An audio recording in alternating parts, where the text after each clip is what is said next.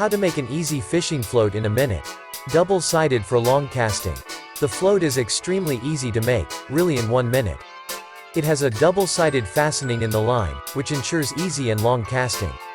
Also, thanks to this fastening on the fishing line, it does not get tangled with the fishing line, it is far and easy to cast, and it also has great sensitivity.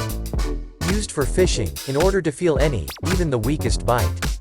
As soon as the fish touches the hook or bait, the bobber will immediately signal that you can catch the fish effortlessly.